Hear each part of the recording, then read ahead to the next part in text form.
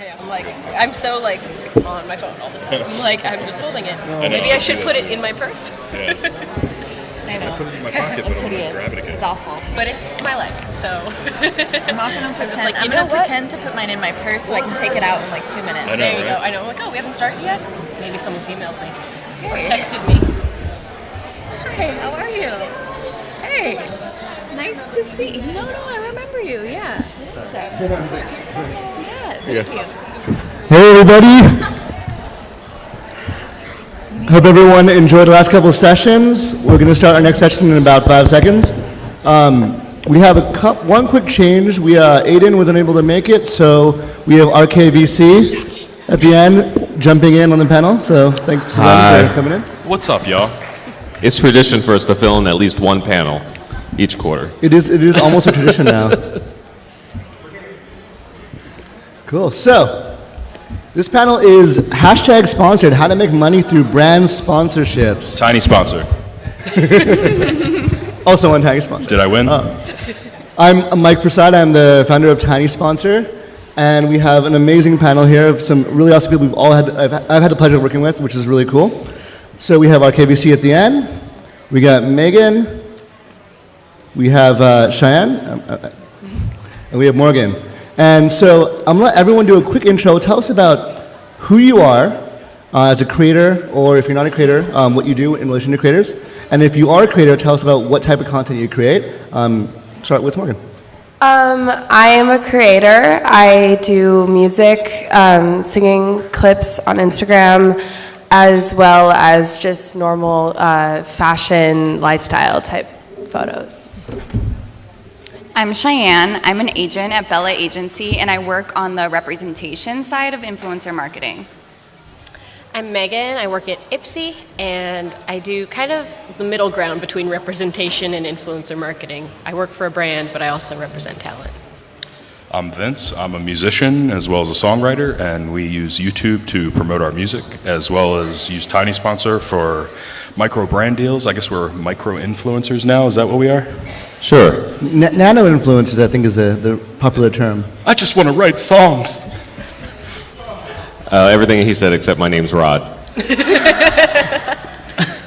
So for the creators, for the content you guys create, what types of posts do you make? So not just like general, is it fashion or makeup or music, but what are the specific, give me examples of type, is it out for the day? If it's music, are you guys doing like a song thing? What are the formats you create? And tell us about what's included in that format.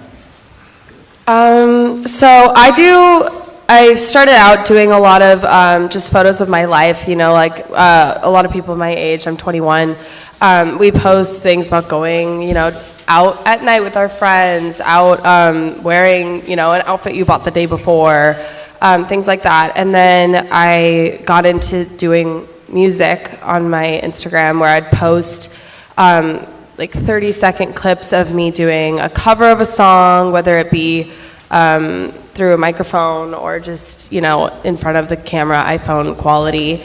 And that's what eventually I got all my followers from. Obviously I don't want my whole profile to be video, because nobody really responds to that very well.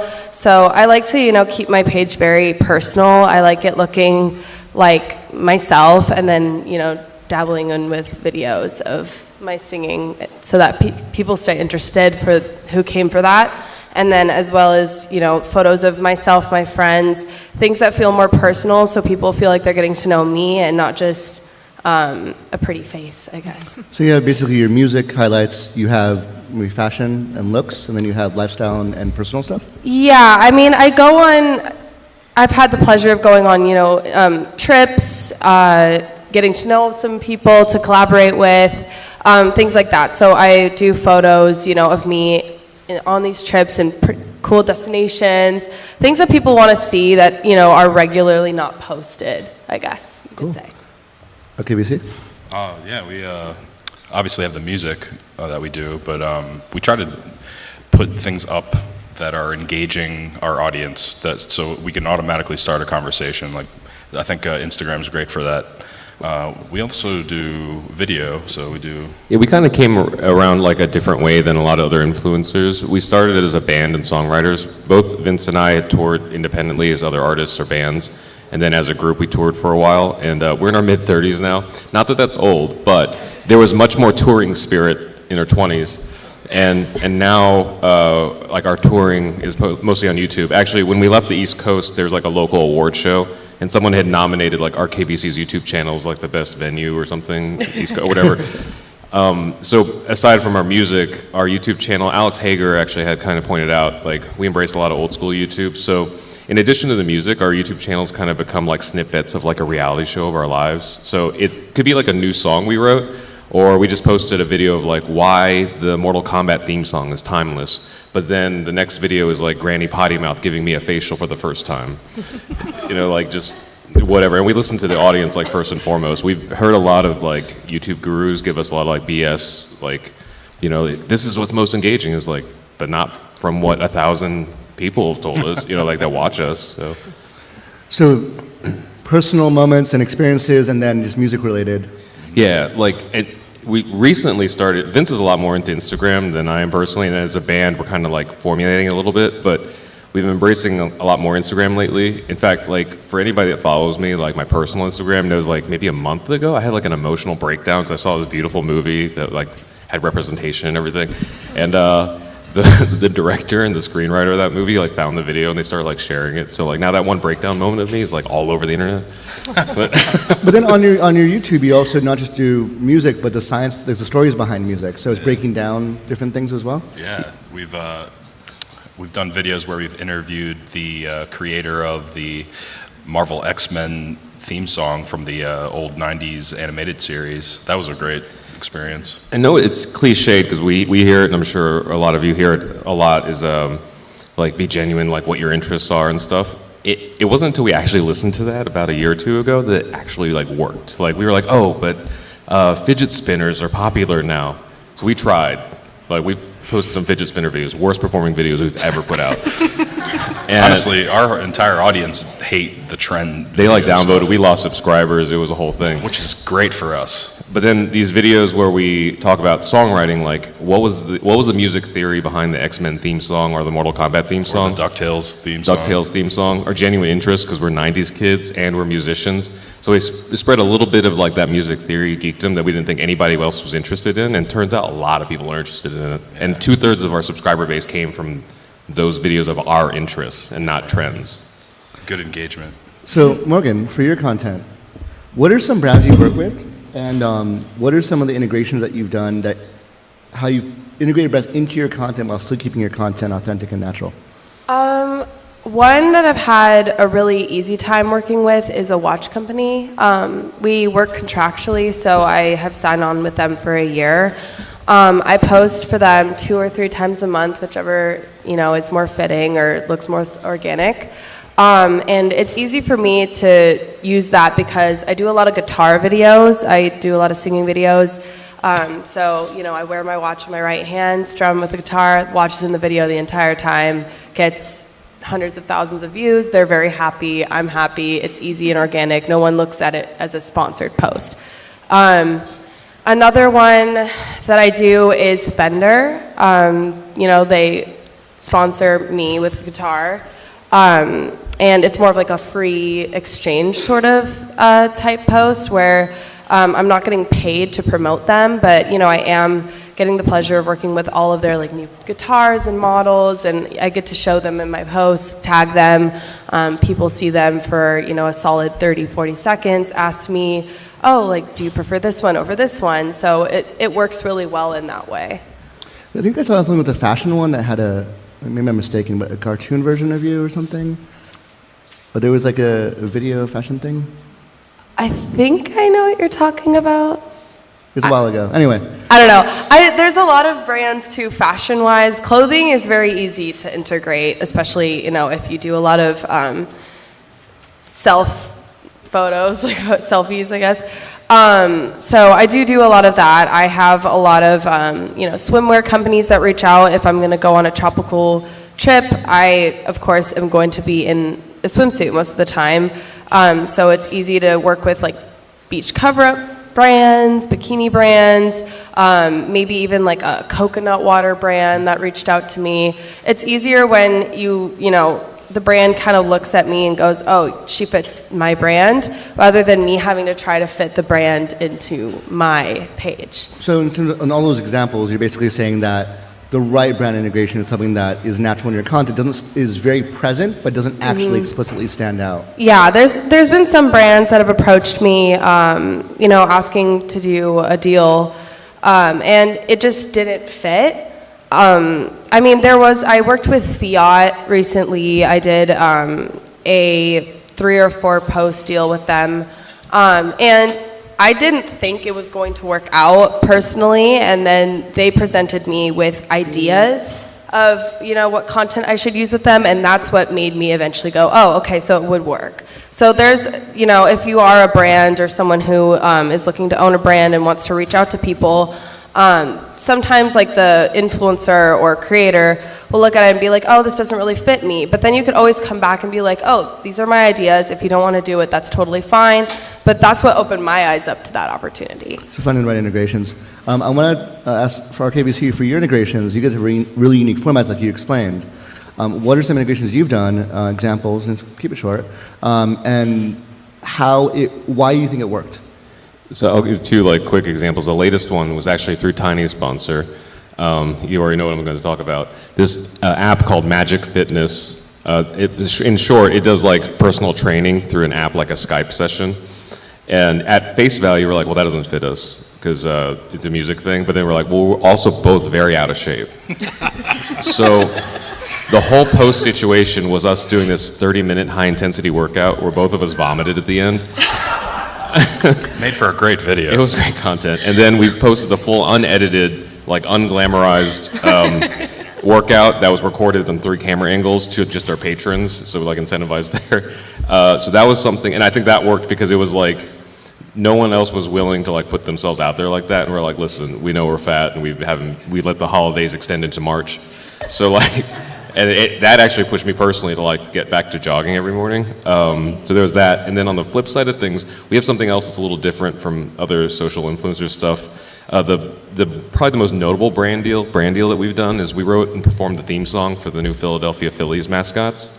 And that was what kind of brought us out here. And those numbers were able to ask a little bit more for like, we're able to ask like probably what you guys are able to ask for your videos and stuff that we couldn't ask for our videos because they own the license to that. It like is on TV and stuff. So that integration was interesting because they sought us out because a long convoluted story you can talk to us about later, but they wanted us for that. And I think it felt less like an integration for us because it was something that was like sought out, you know? They wanted our sound.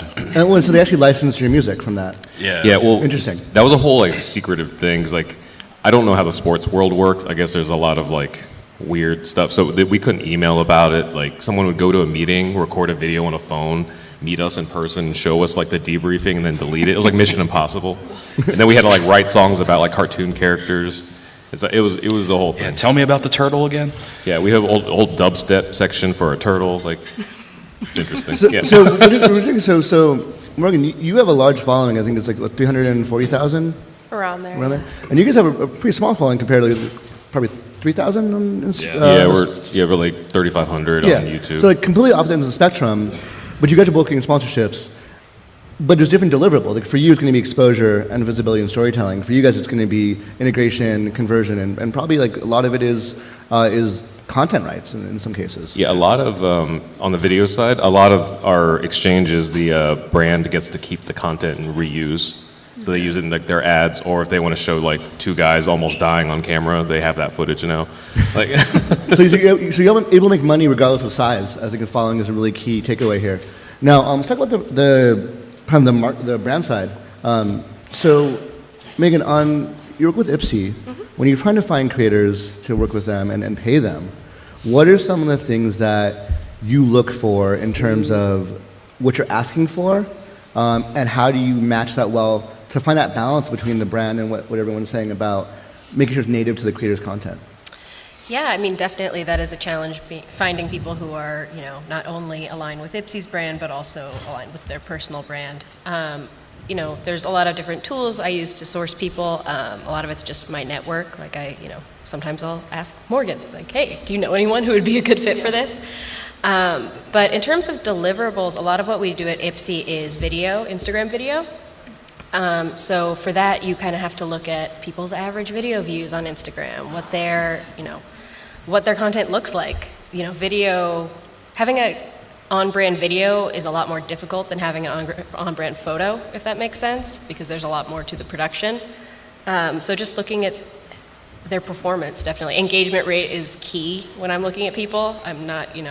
We're not just looking to get reach, we're looking to get new subscribers and get people interested in Ipsy's products and our brand partners' products. So I would say right now it's very heavily Instagram.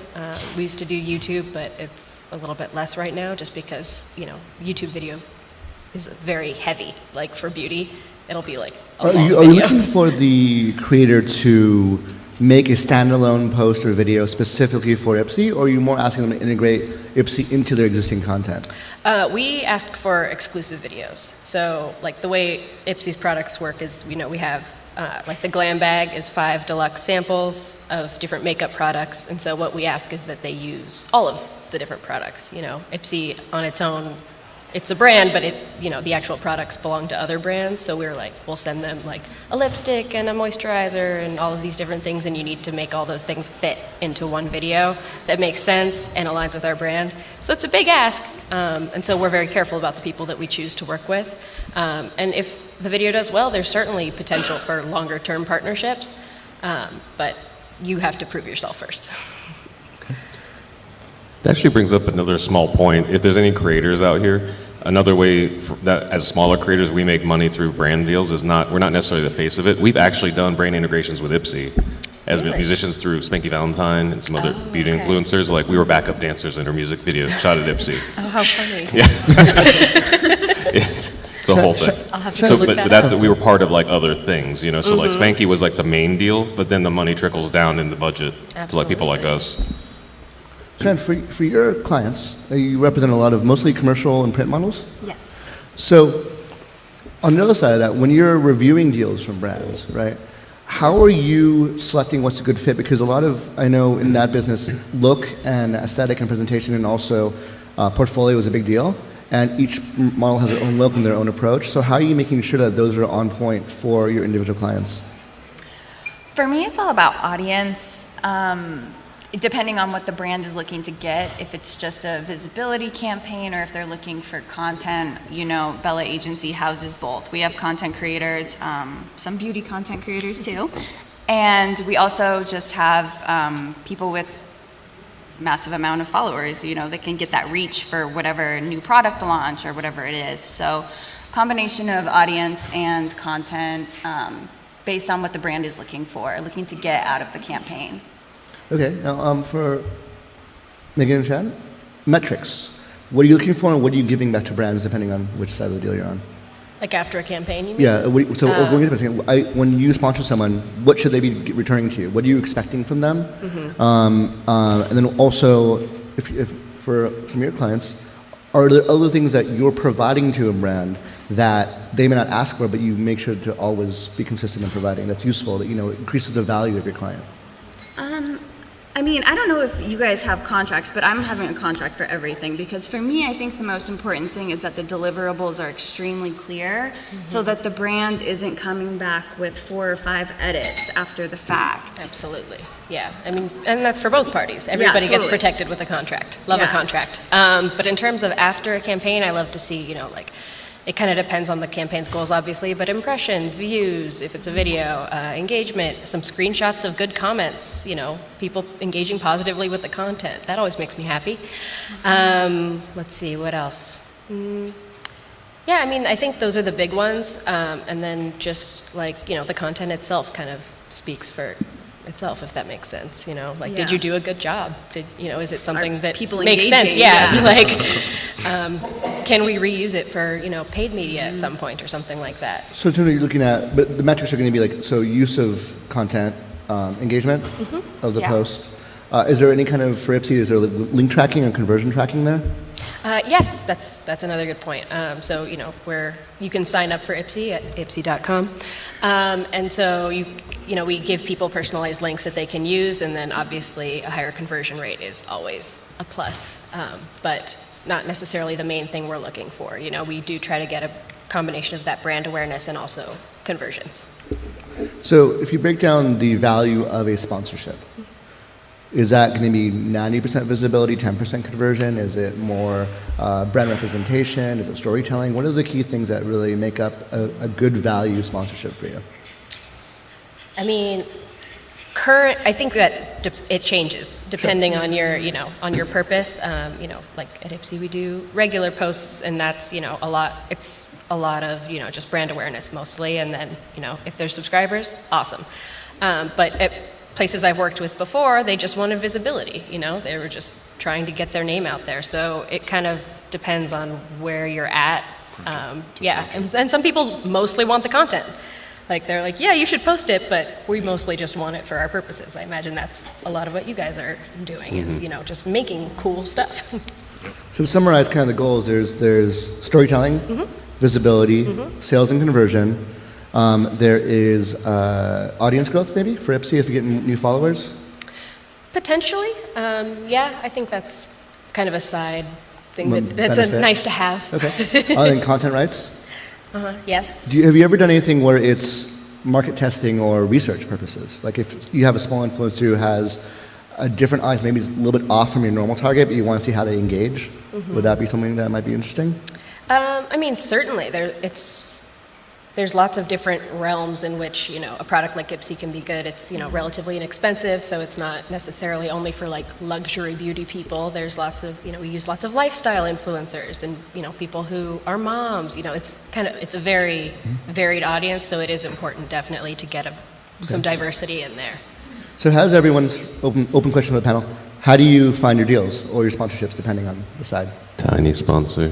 That's not even a plug. Like, part of our thing is like smaller creators also as like musicians coming into this world is like we trust people who are good at what they do. So like Tiny sponsor with that. Mob Crush helps us with our live streaming stuff because we have no idea how OBS works. Yeah. So like with like people like this, like I've seen Mike like do deals that I don't understand half of what he's saying. Like I had to ask him if he's speaking English, But on our dashboard in Tiny sponsor, like when like the first brand deal they got us was with Sundance.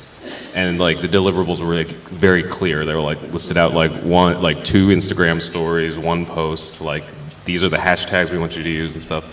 And so like that's like 90% of our deals are a Tiny sponsor, and then the rest are through like weird emails from like Chinese brokers and stuff. Right, it's not us seeking. Sorry, that was a lot of S's.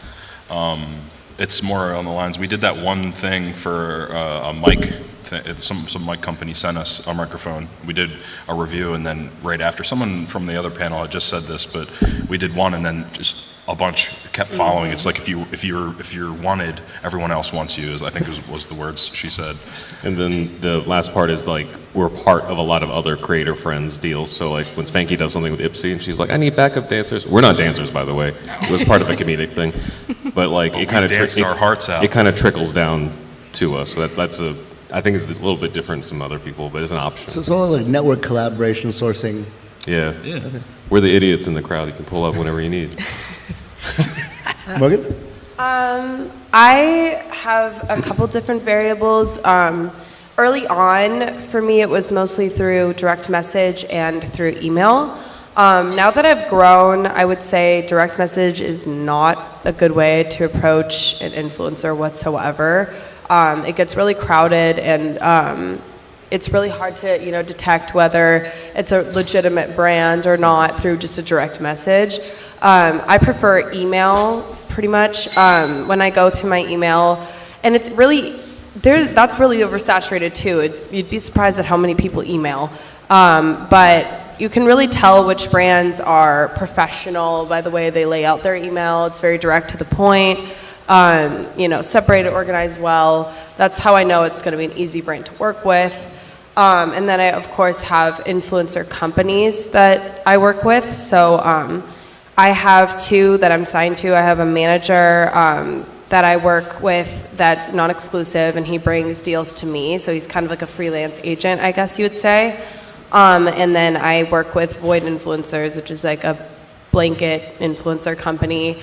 The owners are friends of mine, and they started the company. Now they're doing great, and so I joined in, and they bring me, basically, the company approaches them, and then they give that brand deal to everybody that's a part of their company. So me as well as everyone else, and then we all get different, payments based on our reach or how well it fits us. And so, I mean, I would argue that if you're a content creator, as long as it's not exclusive, you should try everything, see what works for you. I prefer non-exclusive. I've signed an exclusive contract to an agency before, but the thing is there's so many different avenues in which you can find brand deals, and I've just found it a lot easier to, work on my own, as well as working with people who, from, the side say like, hey, like I know this brand likes your content. They were wondering if, they could work with you, what's your rates? And, I let them know. And then it becomes a really easy like middleman for me and the brand. I think there's 2 notes on it. Hadn't happened to us. We've had creators who said email us, we've emailed them, and they might get back to us, but it takes a while. So I know like if you can have a tool to streamline your deals, whether it's a Tiny Sponsor or a manager or something, that does make a difference. DMs can be tricky, you get flooded. We've also had negative experiences where we have one creator who gets deals through us on a regular basis. She just got an exclusive manager, and the manager keeps marking the price up way too high. Yes. And then a lot of her previous sponsors now have to route to the manager, and they've basically been not doing the deal because it just makes no sense. A lot of my friends have had terrible experiences with management. A lot of the time when you sign with a manager, specifically ones that are exclusive, they of course are looking at the fact that they're making 20%. So, when the influencer used to do stories that were $200 each, now they're doing stories for $600, $700 because the manager is making 20% of that. So they need to make it profitable for them.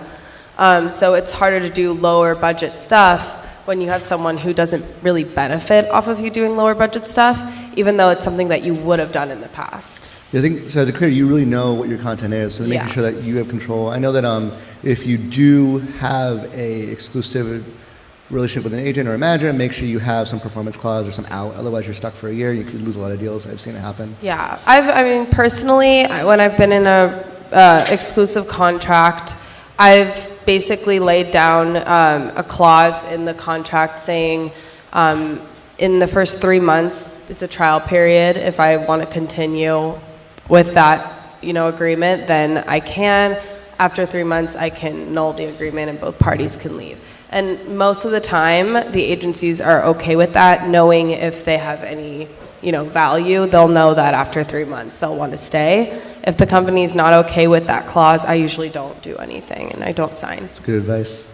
Shannon, for you guys, because the company started in not influencer stuff, it was traditional. So was the influencer practice an add-on to your current offerings, or how did that come about? So it started segueing. A lot of the models and people we represented, some are athletes, some are just, your standard commercial models. They were gaining a lot of followers on Instagram, and a lot of the brands that I was working with, they were going after those types of talent. So we were able to inflate their rates a little bit and, to account for those posts, those behind the scenes photos where they're on set for the upcoming campaign. It basically kind of snowballed from there. And now we're able to represent influencers exclusively, but the influencers who maybe don't want to run around and do 4 sets of stories for $200 a piece, maybe we go for like higher stuff and more long-term brand partnerships. So like, for example, rather than doing a couple stories for a brand, we really go after long-term deals. I would say, 3 stories or 3 sets of stories and 2 posts over the course of 4 to 6 weeks. Those are partnerships that we're after. We're not really sticking to the one-off posts, but yeah, I hope that answered it. Great. Megan, pricing. So pricing's a big deal. It is. Everyone has their own way of measuring it. We have ours. Mm-hmm. How do you approach that? My go-to, since like I said, we do a lot of video, Instagram video is like a CPV, cost per view. I usually aim for something between like 10 and 20 cents is what I'm like, okay, I feel comfortable around there. But it also does depend on the quality of the content, you know. Influencers aren't just posting something, they're making something. There's production costs, there's all kinds of things in there. So we certainly want people to feel valued and like they're being paid a reasonable rate for what they're doing. So yeah, I mean, in terms of pricing, it is hard. There's a million variables, you know. Do you like the brand? If you like the brand, maybe you'll take less. If if it's not an organic fit, you're gonna jack the price up because your audience is gonna know. Let's see, what other factors do I like to So consider? on a CPV basis, are you doing that based on estimating previous views and giving them a flat rate, or is it going to be a hybrid where you're paying them a little bit up front and then more on views? Like, what's Oh, the no, format? like it's a flat rate is what Okay. but I'll look at like their average views and be like, okay, so probably this is something that would be fair.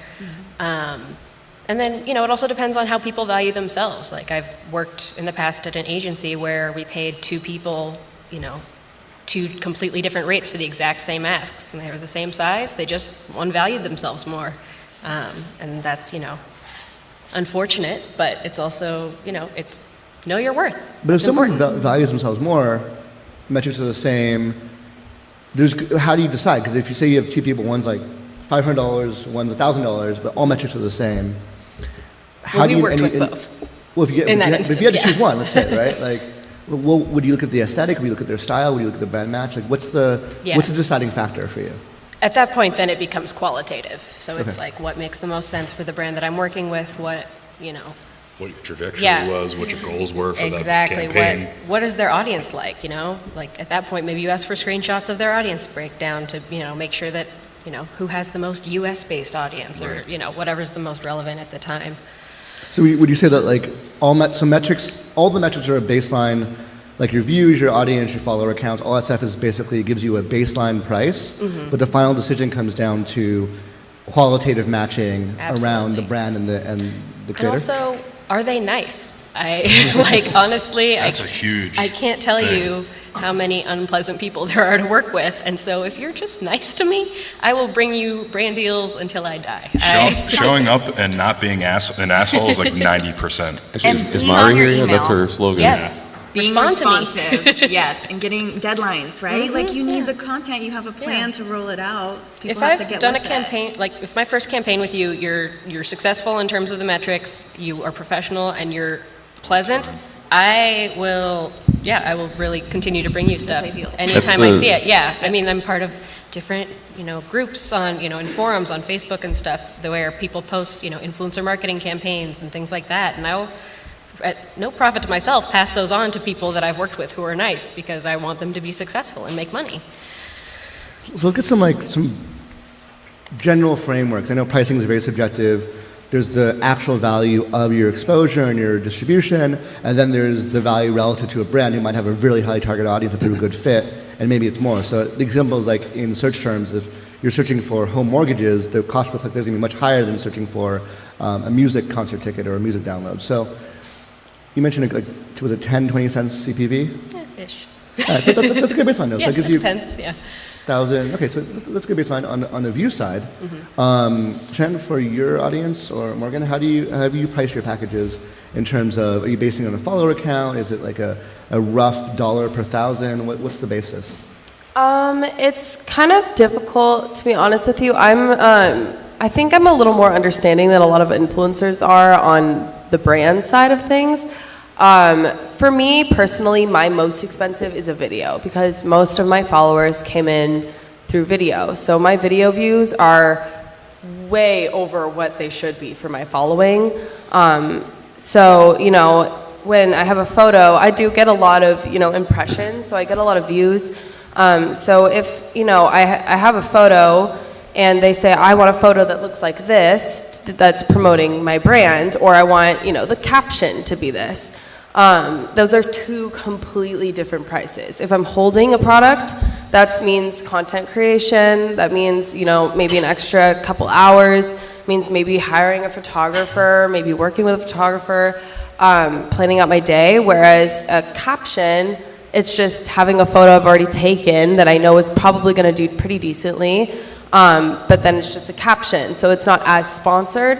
So the price is going to be a little less. So it's, yeah, So it's you're very looking cool. at essentially the cost of production, the creative side of it, and the level of integration, Yeah. and also the views or distribution you're getting. And Yes. that all goes into your price calculation. Absolutely. Like, for instance, Rockstar, the energy drink.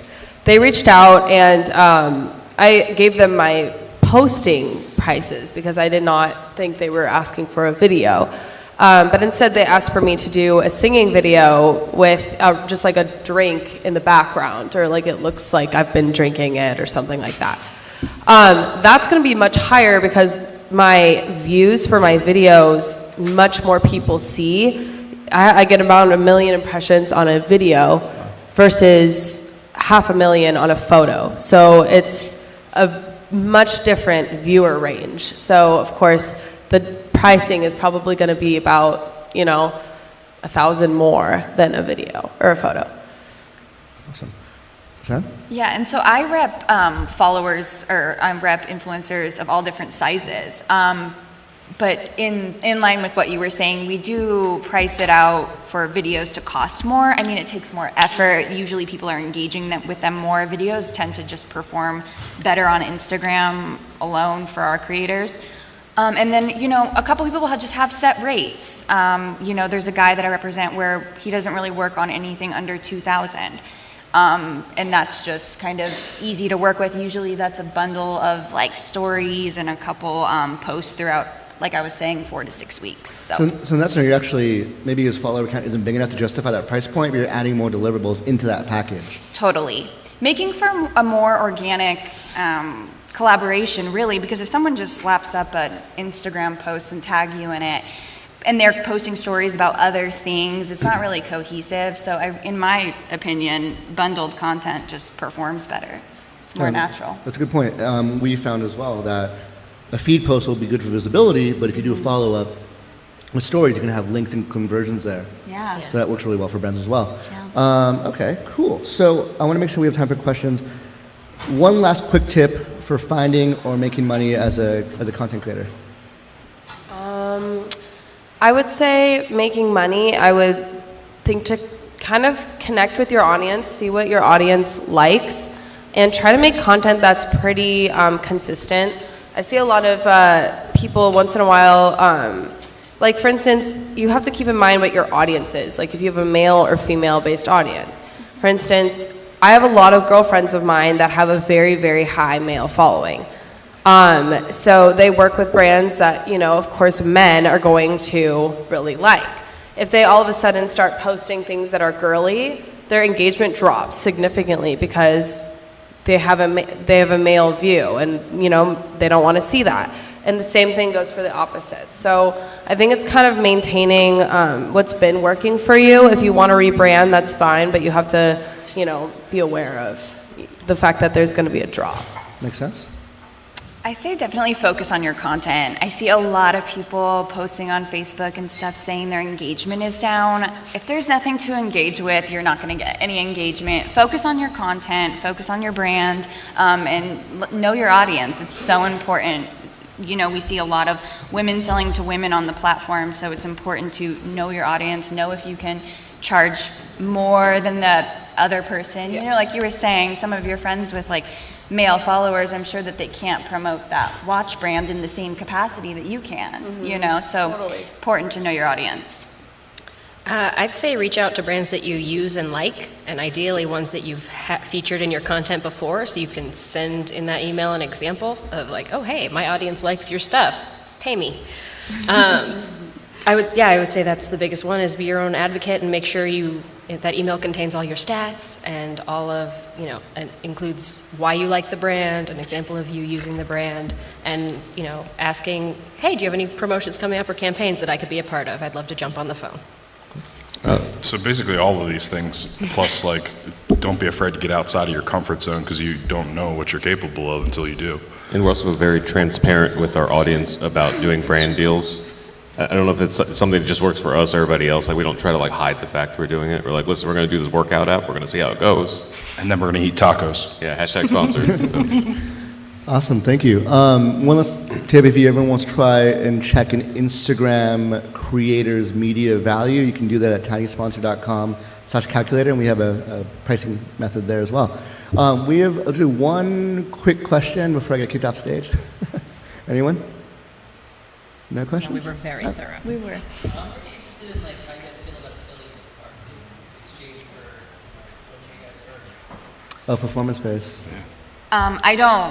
I tell my influencers that I rep to not do affiliate. I find that at some point your content becomes better than what you're receiving through those links, through those percentages. You make 100% of the content, the brand is using it. Why do you only get, 2 to 5% of that? I prefer a flat rate up front for the work that my creators are doing. On that note, also, attribution is a really big deal, especially on some of the platforms, TikTok or Instagram. You can't track the conversion, and it's a long-tail conversion as well. So you're not really giving the right amount to the person or attributing the right amount to the person. So what we have seen, though, is a base price for content value and visibility, and then additional bonus payout on performance. So that might be one.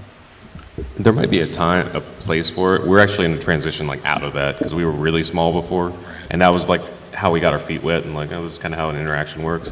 But we're getting to a point, thanks to people like Tiny Sponsor, where we know we're worth a lot more than those affiliates. I would say live streaming too is a big thing that we haven't really talked about at all, and that's a huge deal for exactly what we're talking about as far as affiliate. Yeah, definitely. One more question, and then we get to wrap up.